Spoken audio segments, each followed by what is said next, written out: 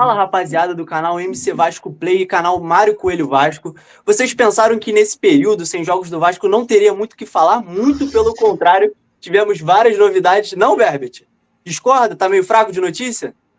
Não, hoje não sei, por acaso do destino, talvez, né? São Pedro decidiu também jogar uma chuvinha no RJ, porque estava muito quente. Mas do nada, hoje surgiu um monte de notícia aí. Parece que veio junto com a chuva, né? Chuva normal e chuva de notícia. Então, vamos embora falar sobre esses assuntos aí da última, né? Da última quinta-feira. Muita coisa para a gente comentar, iniciando o campo e bola, né? Que é o que o pessoal prefere, o que o pessoal gosta de comentar aqui. Pelo que parece, contra o Santos teremos quase todo o elenco à disposição, né? O Adson já vem um tempo treinando junto com o restante do elenco. O Tietê, que desfalcou o Vasco nas últimas partidas, está de volta aos treinamentos também. O Coutinho, uma lesão de grau simples, a tendência é que ele esteja à disposição também contra o Santos. E a notícia recente foi poder ver o David voltando aos treinamentos. O David, a gente sabe que a tendência é ele voltar mais próximo do segundo semestre, talvez depois da pausa para o Mundial de Clubes, mas muito positiva a volta desses jogadores, né? Thiago, como que você vê essa volta do... O Tietê já é um jogador que vinha jogando, né? Mas principalmente o Adson e num futuro David. Você enxerga esses jogadores como peça importante para o atual elenco, talvez para brigar por uma titularidade? Cara, com certeza, principalmente o Adson. Acho que assim, o Adson ele é um jogador que foi fundamental na campanha do ano passado e se lesionou com esse. Ele não caiu de rendimento antes de se lesionar, digamos assim, então ele se lesiona e deixa um gostinho na torcida de que poderia... Ele estava numa crescente, né? Exato, uma crescente, e poderia ter rendido mais se não fosse a lesão, então acho que isso deixa a torcida já numa expectativa natural de que ele volte para já ali tomar a frente da posição, que é uma posição que a gente está muito carente, por mais que a gente venha utilizando agora o Ryan, o Carille venha utilizando o Ryan agora, ele deixa muito claro que não rotula o Ryan como um ponta, mas também não gosta de rotulá-lo como um centroavante, então nessa dúvida, sim, o Garré ainda é meio complicado de ritmo de jogo, a gente vai ter esse tempo agora para ele pegar entrosamento e ritmo, mas eu acho que a tendência é que o Adson já chegue ali correndo forte e junto do pessoal pela disputa de titularidade da vaga. Em relação ao David, cara, é um jogador que, por mais que não seja um craque, ele foi uma das peças fundamentais também do Vasco no ano passado, foi vice-artilheiro do elenco na temporada, e ele era uma segunda ameaça ao Verratti, quando o Verratti se encontrava numa situação que a gente já viu esse ano, de que a bola não está chegando, de que ele não está conseguindo dar sequência nas jogadas, você tem o DVD que consegue fazer uma ponta, um jogador forte, então ele também consegue jogar um pouquinho por dentro ali, centralizado já mais perto do gol, chuta bem com as duas pernas, a gente viu ele fazendo gol de direita e de esquerda no passado, então cara, eu acho que ele só tem a agregar, o negócio é a lesão, é uma lesão que é complicada principalmente para a parte mental do jogador, mas a gente tem fé que ele vai voltar bem aí, recuperando e, óbvio, é mais para frente, mas recuperando a confiança vai ser fundamental. A pergunta que eu vou fazer pro Berbet é, com essa volta do Tietê, né, provavelmente à disposição contra o Santos, quem é o titular do Vasco ali no meio campo? Tietê ou Paulinho? E a outra, com a ausência de um camisa 9, você acha que valeria testar o David ali naquela posição? Já atuou em algumas vezes por outros clubes, né? No Vasco ele ainda não teve essa oportunidade, né?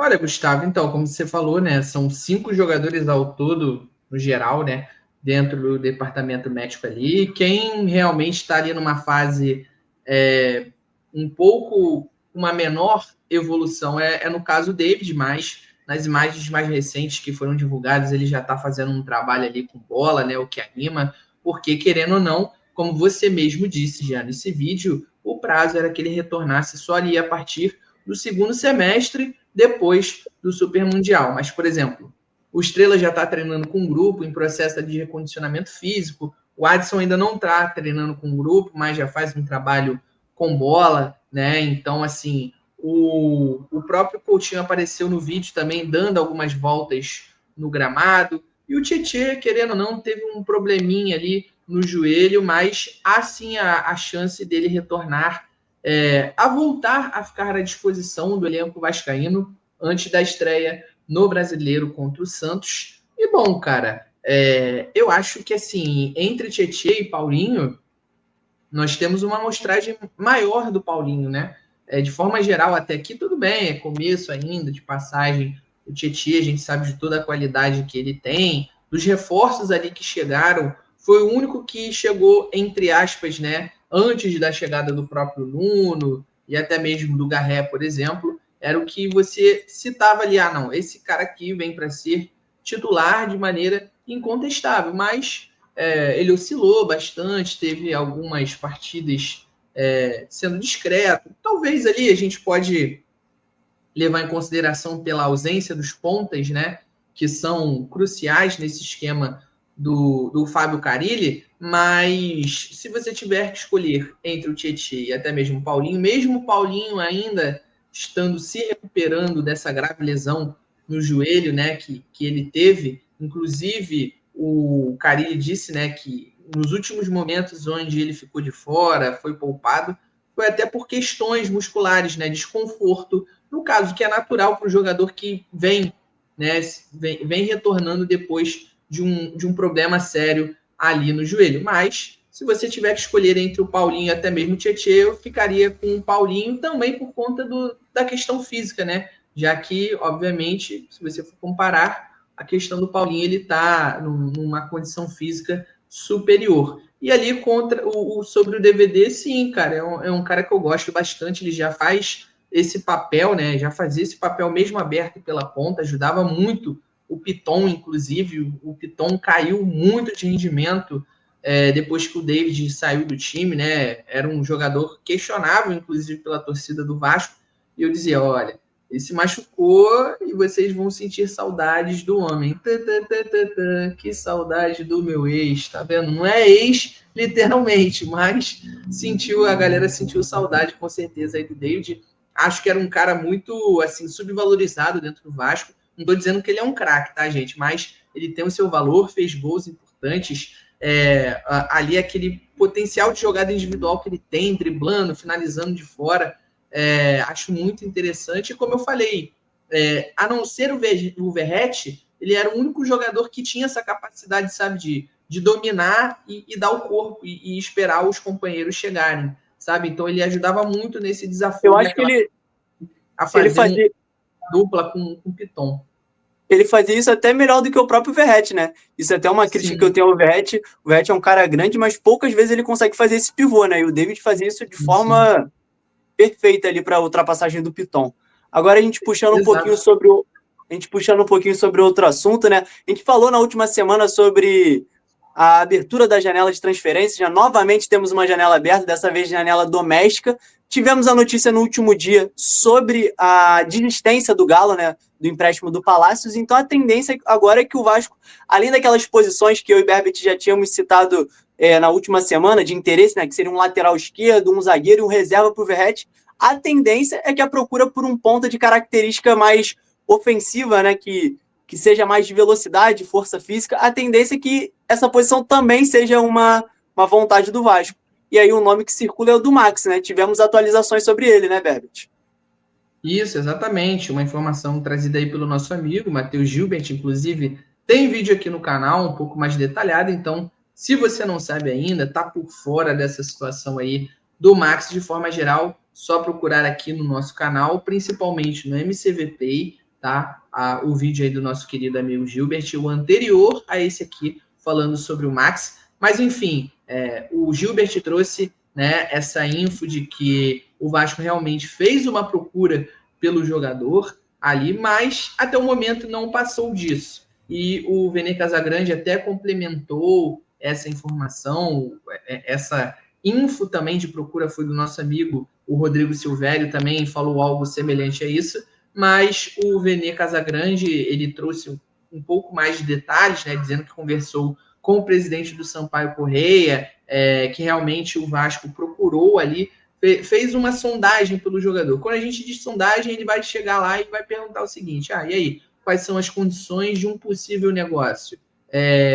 Sendo um valor de transferência em definitivo, quanto que você quer? Ou até mesmo um empréstimo, pode ser de graça, vou ter que pagar. E aí o salário do jogador, quanto que ele recebe? Então, basicamente isso.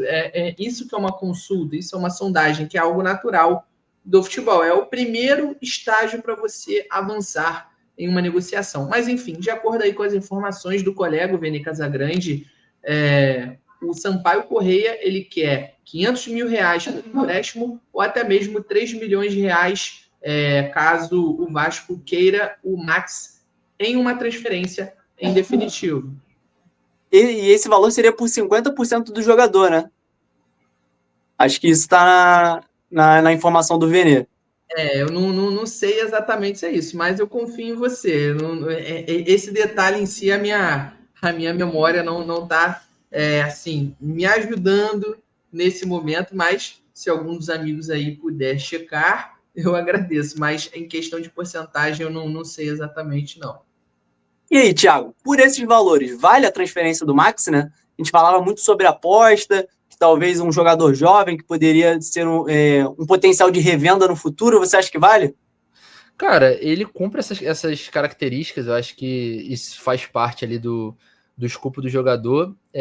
Acredito que o que valeria mais seria o empréstimo, cara, para ver também como é que o jogador vai render. A gente já citou aqui em outras oportunidades, em outras conversas nossas, que um jogador que vem de um mercado menor, ele quando ele chega num clube de, digamos assim, de maior expressão, ele teve uma passagem pelo Atlético Goianiense, né? Então ele não é estranho à elite do futebol brasileiro, mas ainda são prateleiras diferentes você jogar no Atlético Goianiense e no Vasco, né, cara? A torcida, principalmente, é um fator que pesa muito, e acho que esse é o tipo de coisa que tem que ser visto com cuidado. Então, acho que o empréstimo traria mais respaldo para o Vasco nessa negociação, porque no caso do jogador não render, você tem como manejar melhor aquilo ali e não ficar com o jogador retido até o contrato dele se desfazer e ter gastado aquele dinheiro à toa, ainda mais nessa situação que a gente se encontra em recuperação judicial, enfim, vocês já sabem muito bem.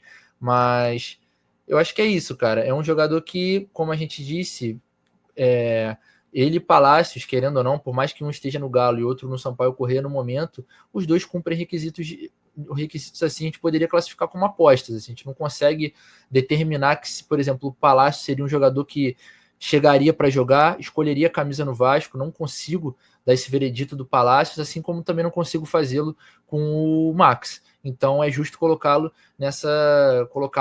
nessa prateleira, digamos assim, de aposta.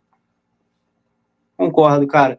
Para finalizar nosso vídeo, eu gostaria de falar sobre um tema, né? Era uma crítica que a gente vinha fazendo nas últimas semanas sobre a demora dessa comunicação entre diretoria e torcida, muito por conta de toda a situação que a gente está vivendo no clube. Eu acho que todos nós aqui concordamos que isso deveria acontecer com mais frequência. E nessa semana, desde ontem, na verdade, a Vasco TV voltou a postar vídeos esclarecendo dúvidas sobre todas essas questões que envolvem 777, recuperação judicial, e ele postou apenas, até agora, né, 2 trechinhos curtos com o nosso VP jurídico, né, o Felipe Carregal. E aí eu queria trazer para vocês esse tema, né, que foi o questionamento do primeiro vídeo que a Vasco TV trouxe, né, sobre quem controla a 777 hoje, né? E ao final do vídeo, né, até ele mesmo se questiona, porque não tem essa resposta concreta. Ele cita aqui em áudios do Josh, tem indícios de que já em 2023 ele precisava de pedir permissões, né, à ECAP para qualquer negócio. E aí eu queria saber um pouco da opinião de vocês. Eu confesso que sempre que eu ouço questões sobre a 777, eu acho que eu, como torcedor, me sinto um pouco otário, assim. Lembro muito daquela fala do Josh antes de um Vasco Flamengo. Porra, a partir de hoje vai ser o último confronto com desvantagem financeira. Cara, eu sinto que a torcida do Vasco parece que foi muito enganada pela 777, né? Eu disse aqui na live anteriormente que tem duas opções. Não, com certeza.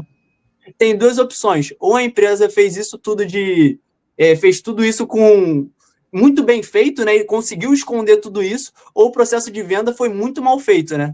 E foi feito de qualquer jeito, às pressas. Eu acho que tem essas duas opções, né? O que vocês acham sobre isso? Pode ir lá, Bom, cara, então, vamos lá. Assim, é difícil a gente falar sobre o processo de venda, porque a gente não tem detalhes, né? Tudo muito obscuro ali ainda. Então, né, a teoria que a gente pode ficar é que a empresa realmente conseguiu esconder, né? Por enquanto, a gente torce para que em algum momento aí, não sei, né? Enfim, se alguém que que trabalhou no clube naquele momento e acabou saindo um pouco com raiva aí, joga as paradas, né? Mas eu acho que até um pouco difícil, né, expor isso, porque como está em justiça, né, teoricamente estaria congelado, mas ao mesmo tempo em vigor, eu acho um pouco complicado, porque pode ser que caso, né, essa disputa judicial, a ACAP/777 consiga retomar o controle das ações, isso poderia implicar, né, em um problema judicial aí, uma ação, né, um processo por quebra de sigilo, como provavelmente temos, né, nesse contrato aí. Mas, cara, a conclusão que a gente pode ter é que realmente foi uma empresa que não cumpriu com o que acordou, né, com o que colocou ali no contrato realmente, porque se você for procurar o que está público, né, do que seriam tarefas da 777, podemos dizer assim, né, ela teria que entregar o centro de treinamento do Vasco da Gama já, né, já estaria ali dentro do prazo ali, basicamente, acho que foi ano passado, na verdade, que era o prazo final, se não me falha a memória, para entregar o CT pronto, e não fez dessa forma. Então, a empresa acho que procurou uma justificativa, né, pelo menos é a impressão que a gente tem, procurou uma justificativa, por exemplo, ali para fazer uma manobra, sabe? Não vou fazer isso aqui porque basicamente você não tem uma segurança jurídica, né? Porque, poxa, esse terreno aqui não está no nome do clube, está no nome da prefeitura. Ah, beleza, vou investir meu dinheiro aqui e vai que, de repente, um dia a prefeitura queira esse terreno de volta e aí o clube tem que sair. Então, ou seja, vou gastar meu dinheiro à toa? Então, é uma das alegações aí que nós ficamos sabendo na época, né, do porquê a 777 meio que deu uma travada ali em investir, né, melhorar as estruturas do CT. Mas, enfim, depois que a gestão Pedrinho entrou também, nós tivemos alguns ajustes, algumas outras movimentações nesse sentido. Então, o que a gente pode tirar realmente de conclusão é isso.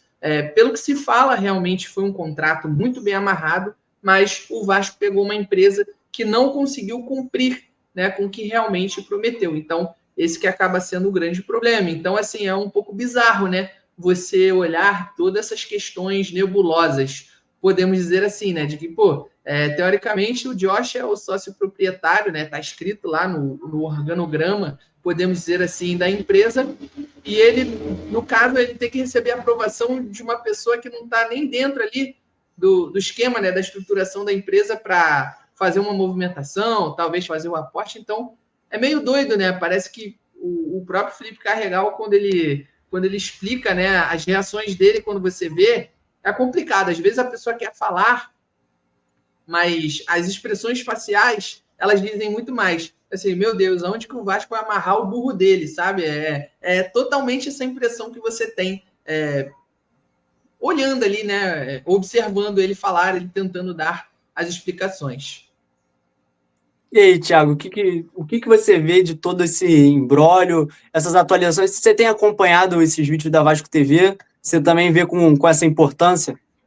Então, cara, eu acho essas pílulas extremamente importantes, você acabou de destacar, porque é uma comunicação direta com quem também sofreu com isso. Óbvio, o Vasco sofreu demais, teve um rombo maior ainda na volta dessa. O Vasco entregou o clube de uma forma e voltou pior, o que parecia que não podia piorar.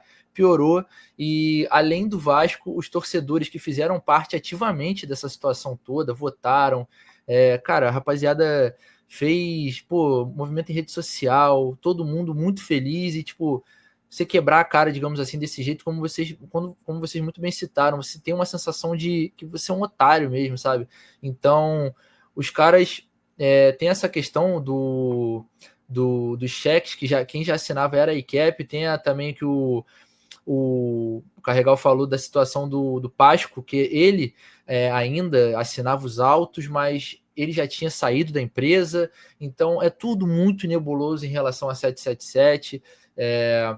Se tem algo que o Pedrinho fez de muito positivo, com certeza, foi forçar a mão para o Vasco sair de perto, sair do controle dessa situação, porque a gente viu aí em clubes parceiros da empresa, né, clubes que eram eram da posse da 777, que explodiram muito, muito logo depois, assim. Logo depois que as notícias estavam saindo, você viu que os clubes estavam entrando num buraco muito fundo.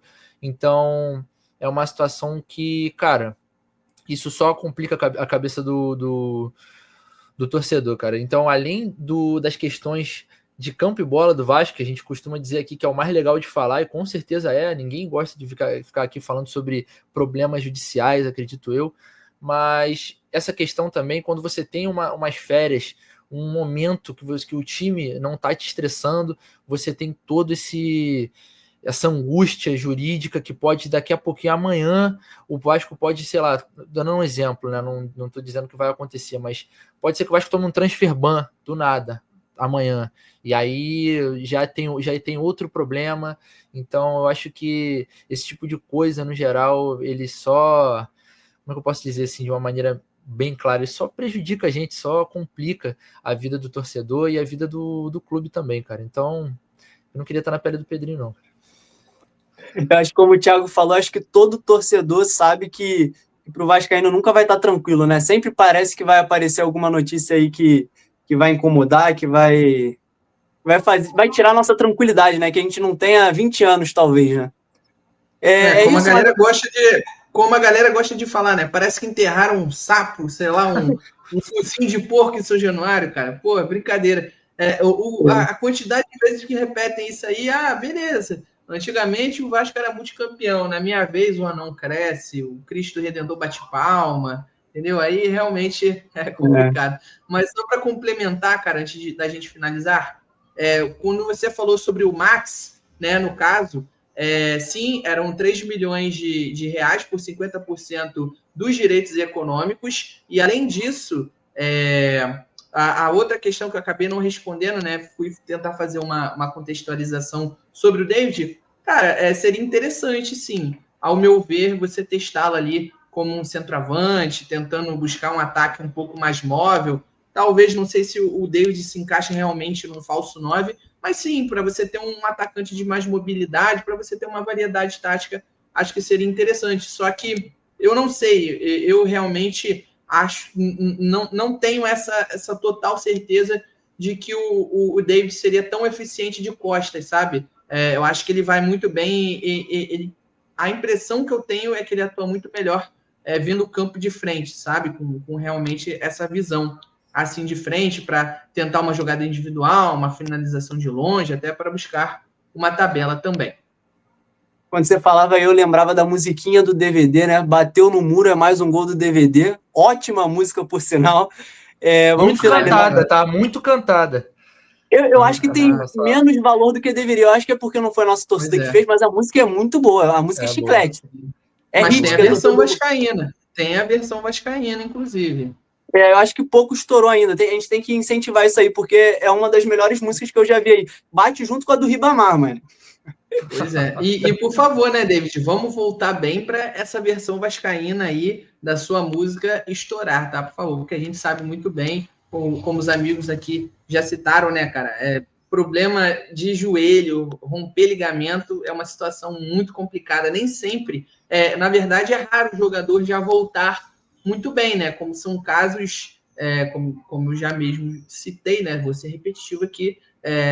A probabilidade é muito pequena do cara já voltar muito bem. Normalmente ele tem um pouco de dificuldade ali no primeiro momento, se reambientando. O próprio Falcão Garcia, né? Que, foi um atacante brilhante no cenário mundial, ele encontrou muita dificuldade quando ele retornou, né? Ele sofreu a lesão muito próximo da Copa de 2014, não jogou o Mundial pela Colômbia, e aí ele encontrou muita dificuldade quando ele voltou. Ele só foi chegar próximo ali ao nível antigo dele mesmo, ao auge, 2 anos depois, praticamente. Então, a gente torce, claro, para que o DVD ele realmente faça parte dessa porcentagem pequena, já que volte muito bem aí e ajude bastante o Vasco da Gama. E como eu citei, acho que é um cara que pode contribuir muito, agregar, e é muito subvalorizado dentro do Vasco da Gama, na minha opinião. Perfeito. Agradecer a todo mundo que assistiu a gente, pedir para que vocês não esqueçam de deixar o like, comentar sugestões de vídeos, o que vocês acharam o que vocês vêm achando desse novo formato. Sugestões são muito importantes nesse novo momento. Então, valeu, rapaziada, e até a próxima.